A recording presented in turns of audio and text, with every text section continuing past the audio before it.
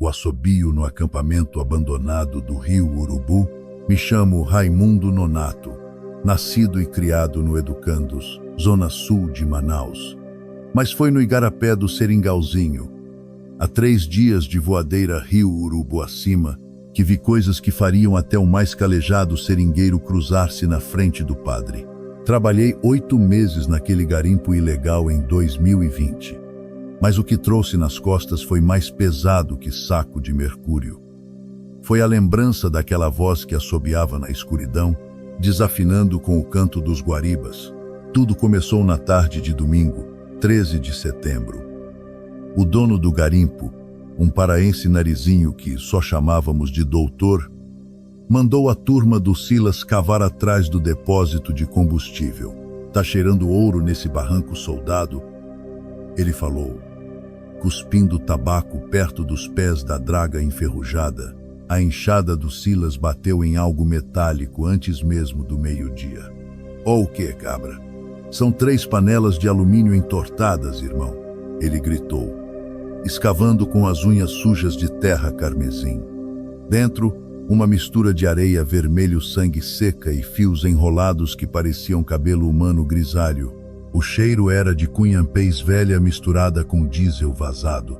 Naquela primeira noite, o rádio AM do Silas, aquele transistor desossado que sempre tocava forró poeirento da radiodifusora de Parintins, começou a chiar feito curupira com dor de dente.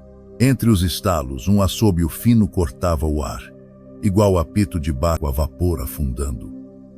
Calma, rapaziada. É só interferência do gerador, o Silas riu. Mas notei seu dedo indicador tremer ao girar o dial enferrujado. O barulho parou só quando jogamos sal grosso nos 4 cantos do alojamento de lona, seguindo o conselho do mateiro Raimundão que cheirava a óleo de copaíba. Quarta-feira de finados amanheceu com um calor que amolecia até o metal das peneiras. O Silas, sempre o primeiro a acordar, não apareceu na fila do café ralo com farinha seca. Encontrei sua marmita de arroz com jaraqui ainda quente embaixo de uma samaúma centenária, garfo de plástico cravado no tronco como marcador de caçador. Segui os fios de cobre que ele usava para marcar trilha e cheguei numa clareira que gelou meu suor. No centro, 7 covas rasas formando círculo, cada uma com uma de nossas panelas de garimpo enterradas, a terra vermelha brilhando sob o sol vertical como ferida fresca. Foi então que o rádio dele tocou. Não o chiado de sempre, mas aquele forró desesperado que ele tanto amava, mulher rendeira tocando em velocidade errada, como se o disco estivesse derretendo. A música vinha da direção do igarapé assoreado, onde as águas do Urubu giravam em remoinhos preguiçosos. Corri dando encontrão em cipós até a margem e vi o aparelho velho parado no cascalho, antena apontada para o céu enevoado onde urubus circulavam. Da caixinha distorcida saía agora uma voz de mulher cantarolando Dona Felicidade em língua que não era nem Nhengatu nem Ticuna. Quando me abaixei para pegar o troço, as águas barrentas borbulhavam feito panelão de feijão e um cheiro de fumo de rolo queimado me fez engasgar com o próprio ar. Na volta, encontrei o velho Zé Caboclo, aquele vendedor de gasolina de lata que vivia num barraco à beira do igarapé Bom Destino. Ele remava sua ubá furada contra a correnteza, olhos vidrados na fumaça das queimadas que escureciam o horizonte. Tu não devia ter mexido nas panelas das alminhas, moço, cuspiu, cuspindo tabaco negro no rio. Nessa época do ano, quando o fogo do desmate chega perto das malocas velhas, a matinta vem buscar o que os trouxas roubaram. Apontou para a lua cheia que nascia por trás da draga parada. No mastro da máquina, 3 garrafas PET penduradas balançavam vazias, mas faziam barulho de guiso de cascavel quando o vento mudou. Na madrugada que selaria nosso destino, acordei com a barraca abafada pelo mesmo cheiro de terra molhada e tabaco mofado. Do lado de fora, sombras alongadas dançavam ao redor das máquinas desligadas, pisando em sincronia com o som de folhas secas sendo arrastadas. Quando ergui minha lanterninha, a luz revelou. Todas as esteiras transportadoras estavam cobertas de pegadas pequenas, desenhadas em vermelhão. pés descalços com dedos anormalmente longos, unhas curvadas feito garras de filhote de onça. O grito veio do galpão abandonado que usávamos para guardar explosivos contrabandeados. Corri com um facão de mato na mão, tropeçando em raízes de sucupira que pareciam querer me agarrar. Dentro, só o boné surrado do Silas pendurado num prego enferrujado. Embaixo, uma cuia de tinirão cheia de cinzas quentes e 3 dentes molares arrancados pela raiz, ainda com sangue seco nas bases. Foi quando ouvi atrás de mim aquele mesmo assobio que encheu meus ouvidos de formigas elétricas, agora vindo de cima da copa das seringueiras, acompanhado de um sussurro rouco que repetia fumo, traz o fumo, em português arcaico. Não esperei o dia clarear. Meti o pouco ouro que juntei num saco de aniagem e corri mata adentro, seguindo o curso do igarapé assombrado até encontrar um barco de regatão. Na fuga, jurei ter visto entre as árvores uma figura encolhida, mulher velha de cabelos brancos até o chão, vestindo farrapos de rede de pescar, sentada numa raiz acima das panelas que enterramos. Seus olhos brilhavam vermelhos como brasa, e na mão ossuda, um cachimbo de barro fumegante que cheirava a carne podre. Passaram-se 5 estações de chuvas, mas até hoje, na minha casa simples do conjunto Vila da Barra, certas noites me fazem tremer na rede. Quando o vento norte traz o cheiro de queimada da reserva do Rio Negro, ouço ao longe o rádio do Silas tocando aquela música torta. E nas paredes de madeira do banheiro, mesmo depois de pintar 3 vezes, voltam a aparecer marcas de mãos pequenas em vermelho, óxido, sempre ao lado do pote de fumo que mantenho, por precaução, cheio até a borda. Mas o pior não são as lembranças. É o que encontrei semana passada ao cavar meu quintal para plantar macaxeira. A 3 palmos de profundidade, coberta por folhas de bacaba secas, uma panela de alumínio amassada cheia de terra vermelha e fios grisalhos que pulsava como vermes sob a luz da lanterna. O que tirava o ouro do fundo do rio Madeira? Meu nome é Valdir Silva. Nasci e me criei na colônia Santo Antônio, quilômetro 328 da Transamazônica. Trabalhei 10 anos como mergulhador de garimpo no trecho morto do rio Madeira, entre Humaitá e Novo Aripuanã. Tudo o que vou contar aconteceu em agosto de 2013, 9 dias antes do fechamento da balsa Braga Mendes por contaminação de mercúrio. Naquele dia, Erivaldo, meu irmão de criação desde os tempos de abrigo em Manaus, insistiu para mergulhar no igapó da Ilha das Araras, mesmo com a draga desmontada e quase nenhum compressor. Val, tá vendo aquelas bolhas no remanso? Tem pepita grossa aí? Tô sentindo na espinha, falou enquanto amarrava o cinturão de chumbo com uma cinta de caminhão velha. Mergulhou com um tubo de ar improvisado e voltou 20 minutos depois, os dedos da mão direita agarrando 3 pedrinhas douradas que brilhavam errado, como se tivessem luz própria. No ombro esquerdo dele, uma marca semicircular de 10 centímetros sangrava fraco. Parece que arranhou numa raiz de mussuá, disse o Mateus, o mais velho da turma, passando cachaça de má qualidade na ferida que cheirava a peixe apodrecendo. Ninguém quis ouvir quando Erivaldo jurou ter visto um menino branco feito míngua nadando em círculos ao redor das pedras. Vice, estava lá no fundão, sorrindo com dentição de gente grande enquanto apontava para o meu saco de minério. Ele gaguejava, bebericando tremês com mão trêmula. Naquele mesmo crepúsculo, enquanto comíamos farinha seca com café coado em meia calça, o primeiro sinal veio da margem lamacenta. O choro começou baixinho, igual guizo de cascavel molhado. Depois ganhou força, uma criança soluçando entre as raízes da samaúma onde prendemos as voadeiras. Anderson, nosso cozinheiro paraense, cravou o facão na mesa de tora. 6 são tapados mesmo? Isso aí é o menino do mercúrio, alma do moleque que morreu afogado na virada da balsa São Judas em 93. Fizemos silêncio. Na escuridão além da fogueira, pequenos pés descalços chapinhavam na água parada. Erivaldo jogou sal grosso no fogo que estalou azulado. Tabaco, rapaziada. Ele quer tabaco. gritou Anderson, despejando o fumo de corda que usávamos para isca de tambaqui numa cuia de cabaça. O choro parou assim que a cuia escorregou na ladeira do barranco. Só ouvimos o barulho da peçonha sendo sugada, como criança chupando cana roxa. 3 dias depois, encontrei Erivaldo agachado no porão da draga inundado, mastigando pedras de manganês. Tá vendo, Val? O guri me mostrou. As pepitas nascem das unhas dele, sussurrou, mostrando entre os dentes partidos uma lasca dourada que pulsava igual coração. Naquela noite, enquanto ajustamos o compressor para fugir da fiscalização, ele desapareceu. Segui suas rasteiras até o cemitério dos Inocentes, aquele pedaço de Igapó onde enterramos os recém-nascidos que não resistiam à malária. Nas árvores submersas do cemitério, centenas de sacos de minério flutuavam como vagalumes dourados. No centro, uma caverna subaquática que não existia nos mapas. Mergulhei sem proteção e vi paredes forradas de dentes de leite incrustados em quartzo e nas profundezas, Erivaldo de joelhos diante de uma criança pálida com olhos de peixe-boi.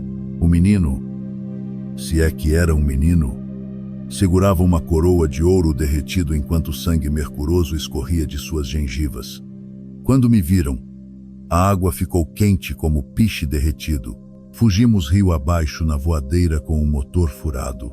Erivaldo agora trazia no ombro a marca completa, arcada dentária humana com caninos alongados. Ele me deu presente, murmurava, mostrando um saco de aniagem cheio de pedras que rangiam como ossos. Na madrugada, acordei com ele em pé na proa, conversando com o vazio em língua que misturava mura e dialeto boliviano. Antes que pudesse agarrá-lo, saltou nas águas escuras.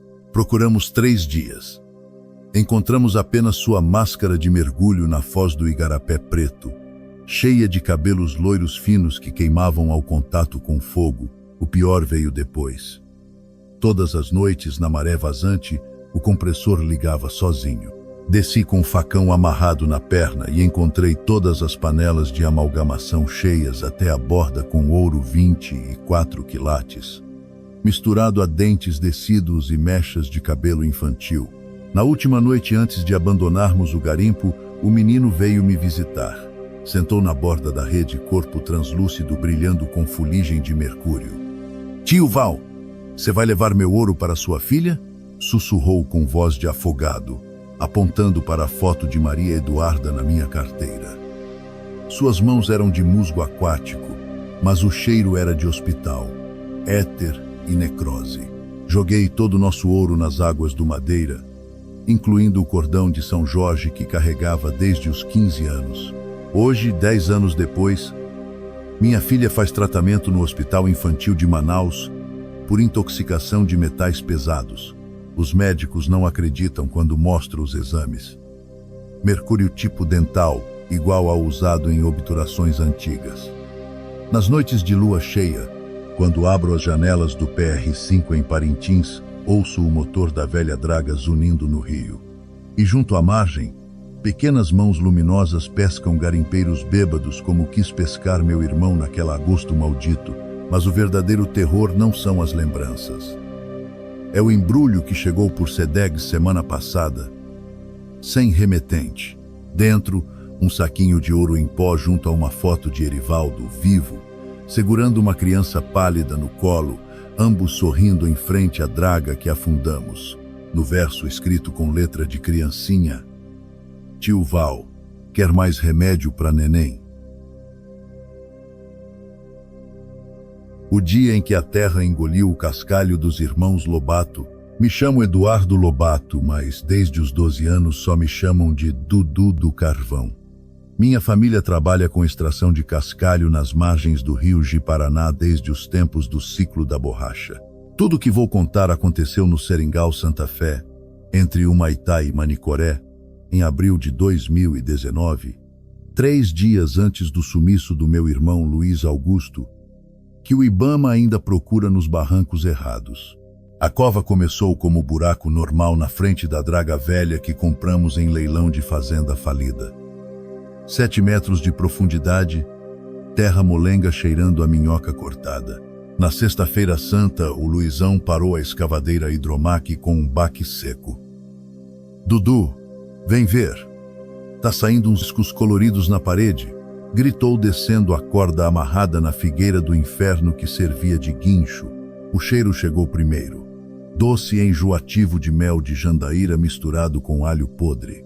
Na lateral norte do buraco, desenhos vermelhos reluziam sob a luz das lanternas, pegadas humanas invertidas, como se um caboclo gigante tivesse caminhado de calcanhares no barro, seguindo em direção ao lençol freático. A doutoranda alemã da UFAM, que acompanhava a extração, sacou o celular tremendo. Mein Gott, essas iconografias são novas. Precisamos do IFAM aqui. O velho Joaquim, nosso quebra-pedra desde os tempos de Bernardo Cabral, cuspiu tabaco mascado no chão, abençoando-se. Moia, isso aí é rastro do pai da mata. Quem mexer nesse chão pede licença pro Curupira e paga em cachaça. Luizão riu até tossir. Velho curupado, quer assustar turista gringa? Cutucou ele, martelando a parede marcada. O barulho ecoou na mata cheia de pererecas caladoras. Naquela noite, a draga amanheceu coberta de moscas varejeiras, formando a letra C em sangue ressecado. Cometemos o erro de continuar. Na terceira picada da escavadeira, o primeiro baú apareceu. Madeira podre com símbolos queimados. Uma criança de pés virados segurando cobra e machado. Dentro, 32 panelas indígenas perfeitas, cada uma com líquido negro que evaporou, deixando pó amarelo nos luvas de borracha. Foi quando a terra começou a gemer. Na madrugada de domingo, Zé Galo, nosso motorista de caminhão, acordou a todos berrando. Metade da frota estava coberta de pegadas pequenas com marca de garras, os pneus mastigados como tapioca seca. Isso é guincho de fogo do caboclinho, declarou Joaquim, colocando garrafas de cachaça Princesa Isabel ao redor do acampamento. Apontou para o chão. Em cada marca de garra nascem brotos de carvão do diabo, planta que só cresce onde tem maldição antiga. Luizão, desafiando tudo, desceu com marreta no buraco que agora media 11 metros. Quando voltou, trazia nos bolsos 3 pedras negras que atraíam vagalumes feito imã. Irmão, é carbonato puro. Vai pagar dívida da mãe e sobrar para moto zero. Riu, mostrando as amostras que tilintavam como ossos quebrados. Não notou os sanguessugas brancos grudados atrás das orelhas. Na segunda-feira, a doutora Anica achou o crânio. Não era humano. Testa alongada, dentes afiados como de piranha preta e uma cavidade nasal única que lembrava trombeta de folha de guarumã. Enquanto ela media com paquímetro, o aparelho GPS gritou alarme. Estávamos 40 metros abaixo do nível do rio. Impossível geograficamente. Joaquim jogou sal grosso no buraco. A terra começou a pulsar como língua de boi abatido. A última noite foi orquestrada por sons que desafiavam a lógica. As corujas urravam como onças, capivaras latiam feito cães raivosos. No meu diário de campo, que guardo até hoje, anotei: 3h15 Luizão desapareceu com a pá. Encontrei um rastro de pés infantis levando ao igarapé assombrado, água cheirando a cânfora. Não segui. Na manhã final, acordamos com a draga Hidromac engolida até o último. No lugar do buraco, um lago circular onde flutuavam todas as nossas peneiras. Joaquim ajoelhou-se beijando o chão. Pedimos perdão, dono destas matas. Leve as pedras, mas deixe as almas. Tarde demais. As últimas horas são borrões de terror. Zé Galo tentou fugir na rabeta e voltou 3 horas depois pelo mesmo lado do rio. A doutora Anica gritava em alemão enquanto seu computador regurgitava minhocas gigantes. Por fim, Luizão emergiu do buraco já fechado carregando uma coroa de lianas secas. Irmão, ele fez proposta. Sussurrou com voz de criança. Olhos totalmente negros. Só precisa de 3 açoites na figueira e...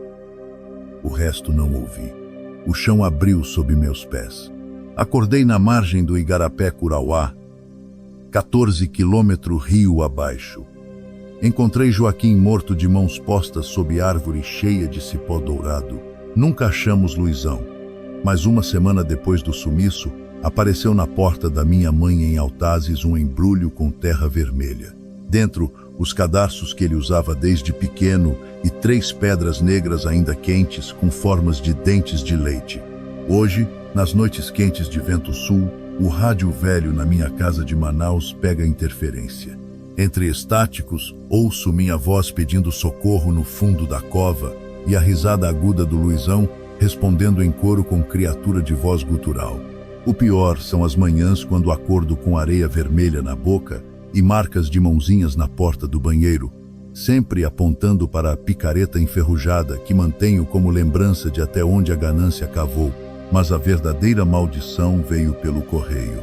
Mês passado, o CNPq enviou o laudo técnico das amostras que Luizão coletou, material totalmente desconhecido, densidade semelhante ao ósmio, mas com radioatividade invertida. Anexo, foto de satélite mostrando nossa área de extração e a clareira formando letras perfeitas. Voltem.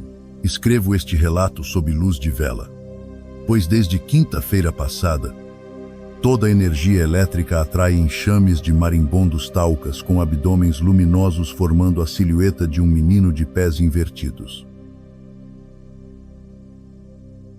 A fotografia encontrada no barranco de Serra Pelada, me chamo Tadeu de Souza Cruz, ex-seringueiro do Acre que virou guia de turismo de horror na região da Serra Pelada. O que vou contar foi o motivo de ter me mudado para Marabá em 2018. Pedindo ao padre que exorcizasse minha câmera Canon 13 antes de queimar todas as cópias, menos uma que guardo enrolada em pano de algodão com cinzas de arruda. Encontrei aquela maldição no dia 16 de agosto de 2017, numa trilha que levava ao antigo buraco do Eldorado.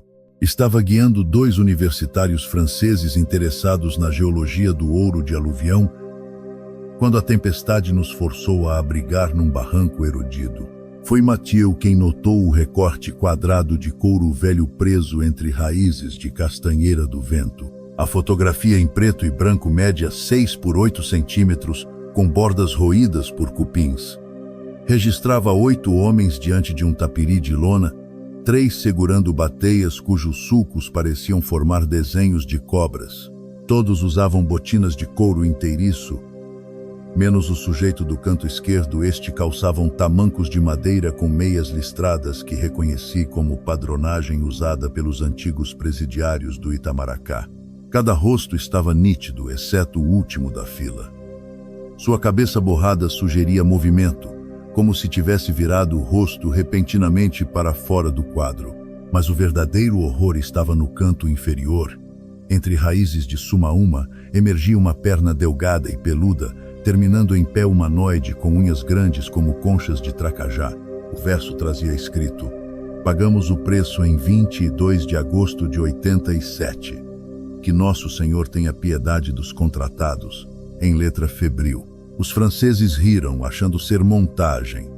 Só eu notei que os números queimados no negativo formavam 12 horas e 7 minutos, hora exata em que estávamos encontrando a fotografia 30 anos depois. A primeira evidência veio no acampamento. Durante a noite, o relógio digital do Mathieu travou em 00h07. Pela manhã, sua mochila amanheceu cheia de terra amarelada fedendo a enxofre. Embora estivéssemos sobre solo argiloso, decidimos voltar a Marabá. Na curva do Igarapé-Jararaca, o sistema de posicionamento global traçou rota reta através da mata. Seguimos a intuição e deixamos o carro na estrada velha de Parauapebas. Foi quando ouvimos, primeiro, um tilintar de ferramentas metálicas. Depois, uma voz rouca cantando moda de viola. Cavou na terra alheia, achou o dono da mina. Corremos. Pelo canto do olho, vi 11 vultos com lampiões a querosene acompanhando nossa fuga paralelamente pela mata. Os franceses desapareceram na manhã seguinte. Encontraram apenas os celulares enterrados a meio metro, tocando gravações de vozes agonizando em francês arcaico. Eu sobrevivi porque mantivera a fotografia contra o peito ao amanhecer. Ela queimará minha camisa, deixando marca de mordida humana na pele. Voltei perturbado à Serra Pelada. Na era do garimpo manual, meu pai foi tropeiro na picada dos escravos. Seu diário, que li com luz de vela na pensão do Zé Carioca, contava do acidente da Figueira Malaia em 87. 7 homens encontrados afogados em 6 polegadas d'água, pulmões repletos de barro aurífero. A data? 22 de agosto. A pesquisa me levou ao Arquivo Público de Belém. Encontrei um microfilme de jornal de 88. Único sobrevivente de tragédia em Serra Pelada interna-se no Juliano Moreira. Na foto empoeirada, reconheci a perna peluda da nossa fotografia. Tratava-se de João Carreira, ex-detento, morto em 96 por engasgo com 5 gramas de ouro em pó. Foi ele que me visitou na 3ª noite. Acordei com cheiro de óleo de andiroba queimado. Na penumbra, uma silhueta de homem curvado examinava a fotografia em minha mesa. Vestia terno de linho impecável. Mas quando se virou, o rosto era uma massa pulsante de larvas douradas. Sua voz ressoou como enxada na pedra. Tadinho, não vai me achar nos arquivos, não. Meu contrato foi escrito em sangue nos anéis das Angelim vermelhas. Apontou para a imagem. Agora todos os rostos estavam borrados, exceto os olhos do homem de tamancos. O pé peludo emite energia até a coxa, revelando torção impossível da articulação. A última loucura aconteceu no dia 22. Acordei no galpão abandonado da Samarco, a fotografia pregada na parede com picaretas enferrujadas. Diante dela, 9 bacias de alumínio transbordavam terra. Das paredes, 57 relógios analógicos marcavam 00:07. Desde então, vivo em vigília constante. Todo ano, no aniversário da descoberta, recebo encomenda por Sedex. Tubos de ensaio com amálgama de ouro e cabelo humano. O último continha carta manuscrita. Senhor Tadeu, estudo na Sorbonne prova que os homens da sua foto não refletiam na água durante o flash. Envie mais material para minha tese sobre fantasmas mineradores. PS. Não desista das bacias. Assinado. Professor Mathieu Dubois. Há um problema. Queimei o último registro do francês com cal em 2018. Mas às vezes, nas noites de vento norte, ouço batidas no telhado da palhoça. São pedrinhas de quartzo arremessadas por mão invisível, sempre em grupos de 7. E nos espelhos que ousei manter, vejo reflexos fugazes. O homem de tamancos ajudando uma criatura pilosa a escavar meu nome em tábuas de cedro roxo, letras que sangram gotas de mercúrio. Hoje, quando turistas pedem para ver A Maldição do Garimpo, mostro apenas cópias embaçadas. Porém, nas madrugadas de lua encoberta, volto à Serra Pelada com detector de metais. 6 dos 9 buracos já enchi com sal grosso. Nos 3 restantes, sempre encontrei novas fotografias. Eu mesmo cavando em épocas distintas, sempre com homens desfocados ao fundo. E cada vez mais pernas peludas emergindo da moldura. A voz que cantava nas máquinas de dragagem do rio Roosevelt. Meu nome é Valdir Alencar. Operador de draga há 11 anos nas barrancas do rio Roosevelt. O que aconteceu naquele verão de 2019 me fez largar o garimpo ilegal e assinar contrato como vigia do Parque Estadual do Sucunduri, dormindo desde então com crucifixos feitos de espinhos de tucum pendurados nas janelas. Era 3h15 da madrugada de 16 de janeiro quando o gerador da draga Mariana II apagou. Na escuridão súbita, o canto começou. Vozes femininas em harmonias guturais, emergindo das tubulações de sucção. Não era gravação, sentíamos as notas vibrar nas placas de aço como abelhas enxameando. O maquinário estava frio às 6 horas. Mas quando acendemos as lanternas, a bomba centrífuga fumegava. O maquinista Moreira, ex-sargento da Força Nacional, gritou que vira mulher de cabelo azul subindo na esteira transportadora. Revistamos a área. Nada. exceto pegadas lamacentas que terminavam abruptamente na beirada do barranco, como se alguém tivesse pulado para o vazio de 80 metros. Na madrugada seguinte, encontramos as peneiras vibratórias entupidas de escamas de tambaqui podre. O cheiro atraiu urubus que formaram um círculo perfeito sobre o acampamento. Foi quando o mateiro Raimundo Nonato, velho conhecedor da região dos rios Aripuanã e Guariba, esparramou sal grosso na coronha da escavadeira hidráulica. "Tá vendo isso, garimpeiro?" sussurrou apontando para manchas rosadas no motor. "A mãe d'água veio cobrar tributo. Se não desmontar esse ferro velho até a lua nova, ela vai levar 2 homens por cada grama de ouro que chugaram do leito sagrado." Ignoramos os avisos. Na sexta-feira, o barco de suprimentos chegou com suprimento marcado: 5 caixas de dinamite VUM, 3 tambores de diesel e 11 metros de corda de sisal que ninguém encomendou. O cozinheiro Júlio jurou ter visto o feixe se mover sozinho durante a noite, desatando nós complexos que lembravam tranças indígenas. No 7º dia, o rio mudou. Às 14 horas exatas, as águas barrentas do Roosevelt se tornaram transparentes como cristal. Do fundo, vimos aldeias submersas, tapiragens perfeitas, cerâmicas intactas. O GPS marcava coordenadas impossíveis: latitude de Manaus, longitude de Vilhena.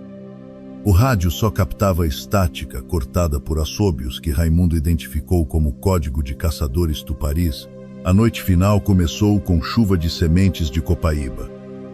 O gerador desligou novamente. Dessa vez, o canto vinha do tanque de gasolina, cujo conteúdo borbulhava como água de mandioca. Nos reunimos na cozinha flutuante. Faltavam 2 pessoas: Moreira e o mecânico Paulinho. Encontramos suas botas amarradas com um cipó titica próximo ao igarapé preto. Dentro, pegadas indo rio adentro, cada uma exatamente com 53 centímetros de comprimento, medida impossível para humanos. Mergulhamos varas de aço. 7 metros abaixo, a lanterna subaquática revelou pedras dispostas como dentes em mandíbula gigante. Raimundo preparou oferenda com fumo de rolo e mel silvestre. Enquanto jogava na correnteza, sua faca caiu. O reflexo da lua na lâmina mostrava 3 mulheres de pernas palmeadas nos mastros da draga, entrelaçando cordas feitas de cabelo humano. O velho mateiro fugiu rio abaixo numa canoa furada, deixando apenas seu chapéu de palha com 11 furos alinhados como constelação do Cruzeiro do Sul. A embarcação abandonada tornou-se inferno. Máquinas ligavam sozinhas às 15 horas e 33 minutos. Nos diários de bordo, páginas surgiam escritas em tinta de genipapo, mapas mostrando veios de ouro entrelaçados com ossadas humanas. Na madrugada de 24 de janeiro, acordei com o som de hélice girando. No convés, Moreira e Paulinho cavavam com as mãos nuas, unhas arrancadas, cantando em dialeto puro-borá. Do fundo trazemos o preço da casa sem portas da mãe, no balde de sangue e capim. Pagaremos com homens por grão. Quando tentei intervenção, o chão de aço tornou-se pantanoso. Afundei até os joelhos em lodo quente enquanto os outros desapareciam na escotilha do tanque de combustível. Saí arrastando-me por cordas que sangravam seiva verde. O resgate veio 48 horas depois. Encontraram a draga desligada, gerador coberto de musgo aquático pulsante. Dos 8 tripulantes, apenas eu e o cozinheiro Júlio sobrevivemos. Seu destino foi pior. Internado em Humaitá, passou a falar invertendo sílabas e desenhando olhos nas paredes com próprias fezes, até desaparecer no banheiro comum quando a enfermeira contou 23 segundos de chuveiro ligado sem água. Voltei à região em 2022, guiando pesquisadores da FUNAI. Na curva do Roosevelt, onde afundamos as caixas dinamite, encontramos pedra talhada com 9 figuras humanoides de mãos dadas. Os indígenas Munduruku que nos acompanhavam recusaram-se a traduzir as runas, mas o mais velho avisou: quando dragam ouro, dragam memórias. As cobras grandes estão acordando nas cavernas debaixo das corredeiras. Elas vêm recolher o pagamento que seu povo deve desde os tempos das missões. 2 noites após esse aviso, acordei no alojamento do barco com chuva de escamas de peixe cobrindo meu colchão. No rádio de pilha, estática formava a voz feminina ditando coordenadas. Segui com o detector de metais até clareira, onde troncos de angelim formavam um círculo perfeito. Cavando 30 centímetros, encontrei um medalhão de cobre, fio de mulher com guelras, segurando miniatura da nossa draga. Hoje, quando turistas perguntam sobre minha tatuagem de cobra no braço esquerdo, conto que foi acidente com óleo quente. Mas nas noites de trovoada no Sucunduri, ainda ouço o ranger das engrenagens submersas. E pior, às vezes, na beira do poço artesiano, vejo bolhas formando palavras em tupi antigo que aprendi a cifrar. Preparamos sua câmara nas veias do mundo. O preço cresce com juros de 3 séculos. A mãe aguarda no salão de pedra. Traga 2 almas homens e receba seu peso em ouro. Os ferros que amarraram o barco fantasma de Maués. Me chamo Renivaldo Ponte Ribeiro, ex-comerciante de castanhas do Pará, que trabalhou 23 anos nas rotas fluviais entre Parintins e Maués. Desde o acontecido em 2014, abandonei minha voadeira na praia do Araçá e me tornei vigia noturno do cemitério Nossa Senhora da Conceição, onde durmo com 3 fações sob o colchão e rosário feito de sementes de mucuim embebidas em alho. Tudo começou na época das cheias, quando o prefeito de Maués contratou nosso trio para transportar brita até a comunidade São Pedro do Ramos. Para cortar caminho, Marcos, dono do batelão Bênção da Mãe, decidiu atracar perto das grutas do Igarapé Preto, área proibida pelo Sateré Maué. Na segunda noite, bêbados de cachaça marruá, quebramos pedras da formação chamada Altar da Cobra Grande, brincando de ver quem fazia mais estilhaços. Na manhã seguinte, as cordas de sisal de 3 dedos de grossura estavam rompidas. Não deram importância à correnteza forte, pensamos. No terceiro dia, amarramos com correntes de aço compradas em Itacoatiara. Mesmo assim, ao amanhecer, os elos tinham marcas de dentes humanos e rolos de arame farpado que envolvemos na âncora estavam desfeitos em nós cegos. Na sexta-feira santa, 15 de abril, acordei com um ronco de motor a lenha. Um vapor antigo de casco enferrujado encostava ao nosso batelão. Não tinha nome nem registro, apenas desenho desbotado de sucuri engolindo o sol na proa. O barco fantasma, como chamamos desde então, exalava cheiro de óleo de andiroba misturado com carniça. Subi a bordo com Marcos e o jovem Zeca. Na cabine, mesa posta.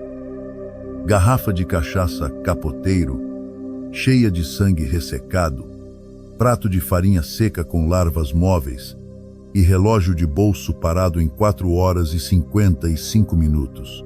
No leme, chapéu de palha tecido com cabelos ruivos que reconheci, eram da Índia Raquel, nossa cozinheira desaparecida na viagem passada. O verdadeiro terror começou no porão. Entre tonéis vazios, encontramos 32 sacos de aniagem marcados com símbolo da borracha. Dentro, ossos humanos triturados misturados com sementes de guaraná selvagem. Tamboretes feitos de fêmures cercavam caldeira ativa, onde fervia líquido negro. Marcos mergulhou a vara de aço, a ponta saiu coberta de ouro em pó. Decidimos rebocar o vapor fantasma até Maués. Amarramos com 5 cabos de aço reforçados. Na primeira curva do Paraná do Ramos, Zeca gritou. As correntes brilhavam em tom rubro, cortando a água como facas quentes. O rio abaixo do barco fantasma tornou-se cor de vinho, enquanto a frente mantinha tons barrentos normais. À noite, ataques começaram. Ouvíamos risadas de criança no convés, mas ao investigar, só encontraram pegadas de adulto descalço com 6 dedos. 2 garrafas da cachaça ensanguentada apareceram em nossos pertences. Quando jogamos ao rio, voltavam cheias novamente na próxima madrugada. No 4º dia, Zeca enlouqueceu. Encontramo-lo nu na casa de máquinas, mastigando carvão e desenhando mapas nas paredes com o próprio vômito. Tem cidade embaixo da gente. gritava apontando para o casco. Casas de osso, ruas de ouro líquido, eles querem troca. 3 por 1. Fugiu nadando rumo à margem direita. Seu corpo nunca foi encontrado. Mas na semana seguinte, pescadores acharam sua camisa intacta a 60 quilômetros rio acima. A última noite no barco fantasma trouxe revelações. Acordei com ruídos no teto da cabine. No convés, Marcos conversava com figura alta vestindo túnica de fibras de tucum. Ao se virar, o rosto tinha olhos de peixe-boi e boca sem língua. Entregou-lhe chave de ferro, sussurrando em dialeto maué arcaico que só entendi trecho. Entrega o tributo no Lago dos Afogados. O vapor consome o que a terra não perdoa. 3 homens por 3 ciclos, ou daremos seu nome ao último comboio das águas. Ao amanhecer, Marcos desaparecerá. Encontrei apenas seu facão preferido cravado no mastro principal, lâmina derretida como gelo. O barco fantasma começou a afundar sozinho, engolindo nosso batelão em redemoinho silencioso. Saltei com colete salva-vidas horas antes da guarda costeira me resgatar próximo à Ilha das Onças. Registrei ocorrência na Capitania dos Portos de Parintins. No relatório oficial, constou acidente com carga irregular. Mas ao entregar papéis, o escrivão sussurrou: "Você é o terceiro esta semana a relatar vapor fantasma." O anterior trouxe foto. Mostrou imagem de arquivo, grupo de seringueiros em 1942 diante do MS Erechim. Entre eles, reconheci o homem de túnica de tucum igual, jovem, segurando a mesma chave de ferro. Voltei a Maués em 2021, após a morte da minha mãe. No velório, o idoso Sateré, Maué aproximou-se com oferenda, cuia com pó de angico e dente de jacaré, açu. O comboio das águas não perdoa, advertiu. Você violou a morada dos Uira Sodoma, espíritos que tecem rios com cabelos afogados. Troca 3 vidas. Ou quando o vapor soar buzina de osso no Igarapé Preto, será chamado para tripulação eterna. 2 semanas após esse aviso, as correntes voltaram. Encontro todas as manhãs pedaços de amarras enferrujadas no meu tapete, mesmo trancando portas com 7 trincos. Na última lua cheia, acordei com um cheiro de óleo de andiroba no quarto. No espelho do armário, escrita com vapor: "Preparem 3 lugares. Próxima parada: Cidade dos Ossos Moídos, horário 4h55. Informei a polícia. Revistaram minha casa, riram do relato, mas ao sair, o delegado mais novo, nascido em 14 de abril de 1979, deixou cair foto de seu bisavô, posando ao lado do MS Erechim em 1953. Desde então, carrego sempre licença de porte para arma de fogo. Mas sei que quando o apito do comboio soar, de nada adiantarão projéteis. Nas noites mais quietas, ouço o ranger de máquinas vindo do esgoto e pior. Vozes conhecidas sussurrando convites em coro: "Renivaldo, traga a chave. Nosso leme precisa de mãos vivas." No fundo, achamos seu Zeca. Ele diz que perdoa. A última transmissão do rádio do Garimpo Ilegal. Meu nome é Elias Omar Batista, ex-operador de draga hidráulica nas minerações clandestinas do rio Abacaxis. Escrevo estas palavras em mãe preta, com óleo de caroço de Tucumã misturado no suor das mãos, como me ensinaram os velhos da comunidade São Raimundo do Jaraguá. Se este caderno for achado, saibam que não foi acidente e eles vieram cobrar o que extraímos das entranhas da terra sagrada dos Mura. Tudo começou em agosto de 2019, quando o doutor, assim chamamos o dono da balsa, mandou erguer uma antena de radiocomunicação no topo da castanheira centenária que marcava nosso acampamento. "Precisamos de rede limpezinha até Manaus", disse, apontando para o equipamento japonês desembalado com etiquetas da Zona Franca. Na primeira noite só escutamos chiado interrompido por estática em padrões estranhos, como alguém arranhando o diafragma do alto-falante com unha de ferro. Na madrugada de 22 de agosto, aconteceu o primeiro contato. Eu e Tarso Guimarães estávamos no container adaptado como cabine de rádio quando o painel acendeu sozinho. Dos alto-falantes saiu o som de respiração ofegante, seguido por estalos de mandíbulas desconexas. Do nada, voz feminina rouca declamou em português arcaico, na câmara vermelha das águas pretas, 7 estações de ouro morto, 3 arrobas de carne por medida, 58 anos de juros, entreguem os devoradores. Tarso desligou o equipamento com o tremor nas mãos. Calma, Elias. Foi curto-circuito. Mentiu enquanto bebia cachaça direto da garrafa. Mas ao sairmos do container, encontramos o chão ao redor da castanheira encharcado. Chuva não caía há 15 dias e pegadas de criança descalça circulando a árvore 7 vezes. O ápice veio 3 noites depois. Durante a tempestade seca, aquela sem nuvens, com trovões abafados, o transmissor ligou autonomamente. Desta vez, a voz misturava 3 tons diferentes. Homem velho. Menina é algo que rangia como pedras trituradas. O recado era claro: contagem final iniciada. Relatório das almas da área de serviço. Operário 1. Adão Cruz, 11 gramas de carne viva. Operário 2. Tarso Guimarães, 9 litros de medula. Operário 3. Elias Omar Batista, 206 ossos intactos. Pagamento aceito em câmara 9. Depressa, corremos até a castanheira com machados. A escada de corda estava intacta, mas na cabine de rádio a 10 metros de altura, encontramos água barrenta cobrindo o chão até os joelhos. Equipamentos funcionavam sem fonte de energia. Telas exibindo data de 12 de junho de 1983, ano do massacre garimpeiro no Igarapé Cobra Norato. Pior. Folhas frescas de samaúma, árvore que não existia em 30 quilômetros, cobriam todas as superfícies como tapete verde. Na descida, Adão Cruz escorregou. O machado caiu cortando a corda principal.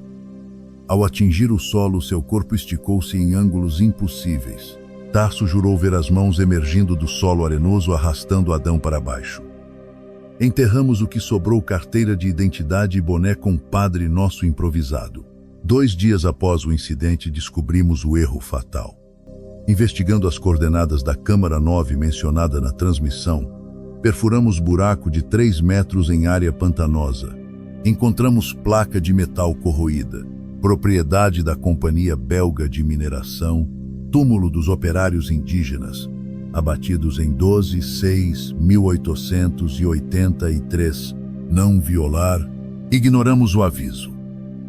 A 40 centímetros de profundidade, garimpamos pepitas de ouro puro com formato de dentes humanos.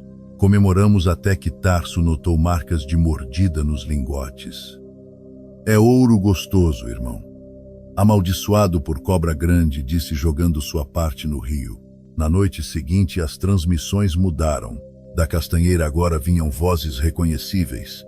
Mãe de Adão, morta em 2004, suplicando em choro: meu filho, por que me deixou num lugar úmido? Pior foi quando ouvi minha própria voz nos alto-falantes negociando: aceito pagar com 2 homens, não 3, só não me levem ainda. Decidimos fugir no barco a diesel na madrugada de 28 de agosto. Na hora do embarque, o motor não ligava. Voltei à cabine de rádio para pedir socorro pelo canal 16. Ao ligar o equipamento, a transmissão já estava ativa. Tentativa de 512 registrada. Fuga coibida segundo protocolos da companhia. Ofereçam 3 litros de medula para atualização de status. Desejam iniciar o processo de quitação da dívida? Sim. Não. Acionei o botão não com força. O rádio explodiu em faíscas, queimando minha mão direita.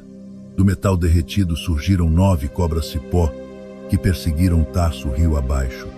Nunca mais o vi. Soltei a voadeira à correnteza, remando dias sem rumo. Na tarde do 3º dia vi uma placa indicando Projeto de Assentamento Nova Esperança. Ao me aproximar, percebi letras corroídas. Era a mesma placa do túmulo dos operários. A terra secou, engolindo a embarcação. Escondi-me em árvore caída até o resgate por ribeirinhos na altura do Paraná do Ramos. Registrei o caso na delegacia de Borba, mas riram da minha cara. O delegado abriu processo por extração ilegal. Enquanto aguardava julgamento, recebi visita na cela. Homem alto com roupa de linhagem de 1900, cheirando a naftalina e óleo de rádio, entregou o envelope com fotocópia amarelada. Contrato de hipoteca vitalícia, Companhia Belga de Mineração. Consignamos neste dia 14/6/1880. E 3 a dívida perpétua de Eliasomar Batista. Linhagem do capataz Domingos do Carmo. Valor: 58 anos de serviço após óbito. Juros: 3 almas por ciclo lunar. Assinaturas: no verso, minha digital ensanguentada colhida no container, selava o acordo escrito em tinta que cheirava a óleo de Samaúma. Hoje opero bote de turismo em Altazes, mas todo lugar de setembro, a transmissão retorna. Quando turistas perguntam sobre o rádio VHF em meu barco, minto sobre hobby, não conto que às vezes, ao sintonizar canal 15, ouço estática formando palavras funcionário Batista. Sua escala inicia em 24/12/2025, Câmara 9 aguarda. Equipamentos obrigatórios: picareta de osso, balde de medula fresca, bilhete de 3 almas. Não tente fugir novamente. O que seguiu nossa trilha até o acampamento em Novo Aripuanã. Me chamo Heitor, sou biólogo e trabalho com monitoramento de quelônios no Baixo Rio Mariepauá. Foi por acaso que aceitei acompanhar a equipe de geógrafos numa expedição próxima à divisa com o município de Novo Aripuanã. Estávamos mapeando áreas de preservação, mas algo nos mapeou de volta. A primeira noite na clareira do Igarapé Jauari foi tranquila. Armamos barracas entre árvores de copaíba e pau-rosa. O ar cheirava a resina doce misturada com terra molhada. Foi o Silvério, nosso guia local, quem notou os galhos quebrados formando círculo perfeito ao redor do acampamento. A floresta já sabe que chegamos, disse enquanto afiava o facão. Rimos, pensando ser superstição. Na segunda madrugada acordei com barulho de casca sendo descascada. Imaginei cutias ou quates. Ao sair da barraca com lanterna, vi pegadas humanas descalças no solo úmido profundas, como se alguém pesado tivesse dançado por horas no mesmo lugar. Na manhã seguinte, o radioamador Cauã encontrou fios de cabelo branco presos a espinhos de murici perto da fogueira. A quarta noite trouxe o primeiro aviso. Por volta das 3 da manhã, um assobio agudo cortou o ar.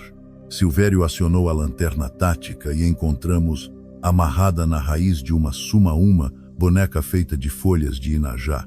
Seus olhos eram sementes de mulateiro e na barriga havia símbolos desenhados com sangue ressecado. Isto não é coisa de índio, sussurrou Silvério, jogando a boneca na fogueira. O cheiro de podridão durou até o amanhecer. No quinto dia, perdemos a trilha de volta. Nenhuma bússola funcionava, as agulhas giravam lentamente como cobras entorpecidas. Enquanto discutimos sobre retornar, ouvimos gemidos vindos de uma árvore de borracha adulta. Nas entranhas do tronco, 3 fações enferrujados estavam cravados a 2 metros de altura. Sobe nas minhas costas, pediu Silvério. Quando alcancei o mais alto, vi marcas de garras profundas na casca, ainda úmidas de látex. Na sexta noite, o sino guardado na mochila de Eliana começou a repicar sozinho. Saímos das barracas em pânico e descobrimos a rede de Silvério vazia. Seu facão presente de aniversário da filha estava cravado na mesma árvore de borracha, a 3 metros do chão. Presos à lâmina, tufos de cabelo branco brilhavam ao luar como teias de aranha. Foi a Índia Araueté, pescando no Igarapé-Açu, que nos levou até a aldeia Tupinambarana. O Tuxau Arraone, com olhos leitosos de catarata, preparou canjica de milho assada em cuia de cabaça. Enquanto comíamos, sua neta adolescente cantava em dialeto antigo, tecendo pulseiras com pelos de jaguatirica. Não volte pelo caminho que abriram, advertiu Raoni, mostrando cicatrizes tribais no peito. Jurupari segue de onde veio. Pegará nas pegadas sangradas. Quando estiverem nas cidades, vão dar pistas, garrafas quebradas, sinais em postes, sombras que seguem devagar. Não falem para a polícia, não, seu povo acredita em loucura mais que em espírito. Na descida do rio de volta a Novo Aripuanã, nossa voadeira atolou em bancos de areia 3 vezes. No último susto, o motorista Jurandir jurou ter visto crianças de cabelos claros sentadas sobre as pedras do baixo, batendo paus na água em ritmo de mar abaixo. 2 semanas após o retorno a Manaus, Clara, nossa botânica, ligou à meia-noite. Estão me seguindo no coroado. São passos que param quando me viro. Na calçada, marcas de pés descalços com algo entre os dedos, tipo membranas. No dia seguinte, sua foto constava nos desaparecidos. Encontrei os primeiros sinais no Jardim Primavera. Toda manhã, o portão de casa aparecia caído, não quebrado, mas desmontado peça por peça. Nas noites de lua cheia, pássaros mortos surgiam no muro com ossos torcidos em formatos de runas. Ontem, ao revisar fotos da expedição, notei detalhes perturbadores. Na imagem do último acampamento, sobre o ombro de cada membro da equipe pairava mancha branca difusa.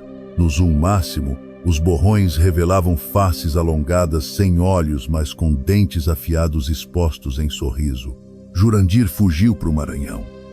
Soube por amigos que ele ouve respiração ofegante nos poços artesianos de sua roça. Quanto a mim, guardei os cabelos brancos da árvore de borracha num vidro de mel de abelha jandaíra. Quando sacudo o frasco à noite, os fios se unem formando letras que mudam conforme a fase lunar. E lua nova, volte, on, crescente, traz, e cheia, 3. Na próxima semana, retorno a Novo Aripuanã com presentes pro Tuxau, a Raoni, pimenta murupi, em calabash, fumo de corda e minha melhor faca de aço. Talvez consiga negociar meu resgate. Enquanto isso, cumpro rituais aprendidos em livros antigos da biblioteca pública, despejar café na soleira ao pôr do sol, assobiar 3 vezes antes de abrir portas, nunca responder quando ecoar meu nome na chuva. Mas há 2 horas, enquanto escrevia este relato, minha esposa gritou do quintal. No canteiro de boldo, pegadas lamacentas com marcas de 6 dedos levam até o pé de bacuri. Paira no ar cheiro adocicado de látex queimado. Jurupari aprende rápido. Agora ele sabe que casas têm Wi-Fi e que sombras urbanas são melhores para espreitar. A sombra que bebe a gasolina. No acampamento de Apuí, me chamo Gilberto, mas nas obras me chamam de Giga. Trabalhei 15 anos como maquinista em garimpos legais pelo sul do Amazonas, até aceitar o contrato naquela mina de estanho abandonada perto de Apuí. Era para ser rápido. 4 meses desmontando estruturas velhas. Mas a terra lá guarda fome antiga que não se sacia com dinheiro. Chegamos em março, época das chuvas fracas. O acampamento ficava a 3 quilômetros da margem esquerda do rio Juma, numa clareira onde antes havia garimpado cassiterita nos anos 80. As primeiras semanas foram normais: barracões de lona reforçada, gerador a diesel, tambores azuis de combustível alinhados como soldados sob a palmeira bacabinha. O problema começou no 20º dia. Acordei para o turno da madrugada e encontrei o tanque do gerador vazio, mesmo abastecido há menos de 6 horas. Julguei vazamento, mas não havia manchas no solo. Naquela semana, 5 tambores de 50 litros sumiram sem deixar resíduo. Instalamos cadeados nas tampas. Não adiantou. Na sexta-feira, aconteceu o primeiro desaparecimento. Javan, nosso vigia noturno vindo de Humaitá, deixou a carteira de cigarros sobre a mesa da guarita e saiu para inspecionar os armazéns. Encontraram sua lanterna quebrada perto dos banheiros químicos, a luz ainda piscando em código Morse. 3 longas, 2 curtas sós, em velhos rádios da selva. Foi o chefe de segurança quem propôs instalar câmeras com visão noturna. Nas primeiras gravações, apenas estático e insetos. Na terceira noite, a tela escureceu subitamente. Quando a imagem voltou, os tambores estavam tombados, vazios. No replay em câmera lenta, notamos uma mancha preta viscosa rastejando entre os barracões, deixando trilha brilhante como óleo velho. Na manhã seguinte, Bené, nosso cozinheiro paraense que já trabalhava em minas ilegais no Tapajós, apareceu na cozinha com um rosário de dentes de jacaré. "Isso aqui é assombração de máquina", disse enquanto mexia o café com canela. Antigos donos da mina vieram cobrar o que foi roubado na década de 80. Contou que operários antigos usavam gasolina para limpar equipamentos sagrados enterrados na área. A tensão aumentou quando encontraram a bota de Javan. Estava enterrada a meio metro de profundidade no campo de pouso de helicópteros, a solda derretida como plástico no fogo. Dentro, terra escura e quente que cheirava a enxofre. Amarrado ao cadarço, colar feito com dentes de onça pintada e fios de cobre. Decidimos reforçar a segurança. Contratamos 2 vigias armados de Porto Velho. Na primeira noite deles, o gerente de campo sumiu. Seu rádio foi encontrado flutuando num poço de drenagem. A tela mostrando chamadas perdidas do número 666 prefixo que não existe na região. A gota d'água foi quando a sombra começou a se manifestar em pleno dia. Durante o almoço de terça-feira, o tratorista Marlon gritou apontando para a área de estoque. Vimos massa negra pulsando sobre os tambores, sugando o combustível com ruído de canudo em copo vazio. Quando atiramos, as balas atravessaram sem efeito. Bené jogou sal grosso e rezou em latim arcaico. A coisa recuou, deixando rastro de fuligem que formava letras no chão. "Nós queremos mais." Naquela noite, reuniu a equipe na cozinha. Bené sugeriu acordo. Tem que dar oferenda do que eles gostam. Gasolina premium e sangue animal. Abatemos um porco do estoque e misturamos o sangue com álcool de motor. Despejamos na vala antiga de rejeitos. Por 2 noites, a paz voltou. No terceiro dia, os problemas recomeçaram com força triplicada. 3 caminhões pegaram fogo espontaneamente. Nas paredes do refeitório apareceram escritas a carvão. Sangue fraco. Bené ficou pálido. Eles querem humano agora. Alguém fraco de espírito. Na sexta-feira 13, o inferno se concretizou. Acordei com gosto de metal na boca. O acampamento estava silencioso demais. Na área dos tambores encontrei 4 colegas em transe, bebendo gasolina pura que jorrava de mangueiras fantasmas. Seus olhos eram poços negros, sem brilho. Quando tentei puxar o chefe de equipe, sua pele soltou fuligem quente que deixou queimaduras em meus dedos. Fugimos a pé até o rio Juma. Bené levava um saco com ossos de jacaré e velas vermelhas. Na margem, realizou o ritual que misturava rezas católicas com cânticos indígenas. Ofereceu seu facão preferido nas águas barrentas. 2 dias depois, um boto cor-de-rosa apareceu morto na praia com marcas de garras profundas no dorso. Registrei queixa na polícia de Apuí como acidente industrial.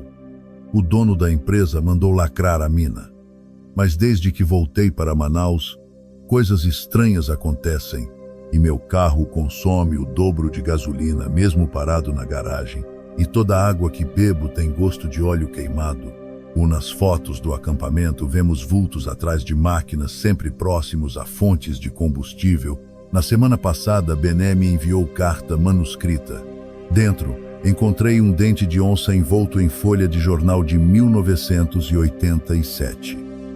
A mensagem dizia: "Eles seguem você pelo cheiro do diesel nas roupas. Lave tudo com urina de vaca. Se ouvir barulho de motor à noite, não abra janelas. É a fúria mecânica dos enterrados vivos na mina. Eles não descansam até drenar a última gota." Agora escrevo isto no posto de gasolina, enquanto vejo na TV notícias sobre vazamentos inexplicáveis em dutos do polo industrial de Manaus. Nos vídeos de segurança, manchas escuras dançam entre os tanques de armazenamento. Bené sumiu mês passado. Deixou na casa da irmã envelope com mapas marcando cavernas próximas ao rio Mariepauá. Na anotação final, escreveu com letra trêmula: precisamos devolver o que foi tirado. Levar 5 tambores de gasolina aditivada e 3 homens dispostos a virar combustível. Já comprei as latinas. O barco parte amanhã ao amanhecer. Me chamo Eliane, moro no bairro da Glória, em Manaus, desde os 9 anos de idade. Meu irmão mais novo, Ernesto, partiu para o garimpo ilegal do Rio Javari em 2019, semanas após completar 18 anos. Disseram que ele voltaria rico em 6 meses. Levou 5 anos para regressar e só trouxe morte. A notícia da volta chegou por um mototaxista que conhecia meu pai. O Zé Pescador avistou ele descendo do barco a Juricaba, na Marina do Davi. Contou, com voz que tentava disfarçar o medo. Quando chegamos ao porto, Ernesto estava sentado num caixote de gasolina vazio, acariciando pepita de ouro presa numa corrente de ferro no pescoço. Seus olhos, antes castanhos claros como os meus, estavam escuros como poços de petróleo. Apelei para que fosse ao médico. Tá vendo coisa, mana? Respondeu rindo, mostrando língua manchada de preto. Isso aqui é só resíduo de mercúrio. Todo garimpeiro tem. Na primeira noite em casa, os problemas começaram. Minha mãe acordou com vozes no quintal. Olhando pela janela, viu Ernesto de cócoras conversando em dialeto estranho. Parecia um barulho de rio correndo sobre pedras, descreveu. Quando acendi a luz externa, só havia pegadas circulando em nossa casa, pés pequenos, descalços, com marcas de dedos alongados. No dia seguinte, Ernesto sumiu. No quarto dele, as janelas estavam trancadas por dentro. A cama apresentava marcas de alguém que se debatera. Sobre o travesseiro, a pepita de ouro havia virado pó metálico. Nas paredes, mãos infantis desenhadas com mercúrio brilhavam sob a luz do sol. Procuramos por 7 dias. Padre Marcos fez missa com água benta do igarapé do Mindu. No 8º dia, encontramos o corpo de Ernesto boiando no igarapé do Bumbá, a 2 quilômetros de casa. O legista identificou morte por afogamento, mas havia contradições. O pulmões sem água, traços de ouro coloidal no sangue e marcas de pequenas mãos queimadas no tornozelo direito. No 7º dia de velório, aconteceu o inaceitável. Ao fechar o caixão para o enterro, a tampa pensou de repente. Dentro, a pepita em pó havia se reconstituído, agora do tamanho de um punho. Meu pai jogou-a no Rio Negro. No dia seguinte, a pepita estava de volta à nossa sala, úmida e coberta de algas. Começamos a ouvir passos no telhado durante as chuvas. Chamamos dedetizadores, pensando em ratos. Eles encontraram ninhos feitos com fios de cabelo humano e folhas de samalmeira seca. Isso aqui é macumba pesada, afirmou o mais velho, recusando-se a voltar. Minha mãe sonhava todas as noites com Ernesto criança, pedindo para brincar no quintal. Na manhã de 15 de setembro, acordou com letras desenhadas a mercúrio no espelho do banheiro. Mãe vem buscar. Tentamos levá-la para a casa da tia em Presidente Figueiredo, mas as coisas pioraram. Na primeira noite longe de Manaus, minha mãe telefonou desesperada. Ele está aqui com os amigos novos. Corremos para buscar. Encontramos as paredes da casa de campo cobertas por desenhos primitivos, figuras humanoides com bocas alongadas feitas de cinzas. No quintal, pegadas de criança em círculo ao redor de árvore de cupuaçu. Nas raízes, fios dourados entrelaçados como tranças. Contratamos um pajé indígena da etnia Marubo. Ele veio das cabeceiras do rio Juruá trazendo maracás e tabaco sagrado. Durante o ritual, seu corpo inteiro arrepiou quando viu a pepita. Isto não é ouro, disse em português quebrado. É oferenda dos Yanomami para Apucoari, o devorador de almas. O pajé explicou que os garimpeiros invadiram a área sagrada onde dorme Apucoari. Os bons espíritos pegaram seu irmão para usar como moeda de troca. Quando questionei como reverter, apontou para o sul. Só levando ouro contaminado de volta ao ventre da terra. Organizamos expedição com guia experiente. No 2º dia de viagem pelo rio Javari, o motor da voadeira fundiu-se. 2 dias depois, nosso guia desapareceu junto com os mapas. Encontramos suas botas na margem, cheias de larvas douradas que brilhavam à luz da lanterna. Na última noite antes de desistir, sonhei com Ernesto na beira do igarapé. Estava nu, com corpo coberto por escamas douradas. Trouxeram 7 quilos de ouro do peito da Mãe Terra, sussurrou com voz tripla. Os chefes mandaram eu negociar, acordei com a mão direita queimada. Na palma, símbolo de espiral se formava com pequenas bolhas. O pajé tremeu ao ver. Isso é contrato de troca. Ele vai mandar outro filho. Retornamos a Manaus com a Pepita presa em corrente de prata. Seguindo instruções, entramos na fundação da nova ponte sobre o rio Amazonas. Naquela noite, um terremoto de magnitude 3,7 sacudiu a cidade, evento impossível na geologia local. Foram 4 meses de paz até a última semana. Meu pai começou a tossir partículas douradas. Radiografia mostrou pulmões brilhantes como joias. O mercúrio em seu sangue atinge níveis letais, mas ele insiste que está ótimo. Ontem à noite, enquanto ajudava nos cuidados, ouvi risadas vindas do quintal. Se liga nessa oportunidade. Camisas a partir de R$ 149,90, mas só por tempo limitado. É agora ou nunca. Tem para todos os gostos. Marcas e modelos com conforto e qualidade que fazem a diferença no seu dia a dia. Perfeitas para o trabalho, para o passeio ou até para aquele evento especial. Escolha a sua e aproveite essa oferta. Corre para a loja agora mesmo e garanta suas camisas antes que essa promoção acabe.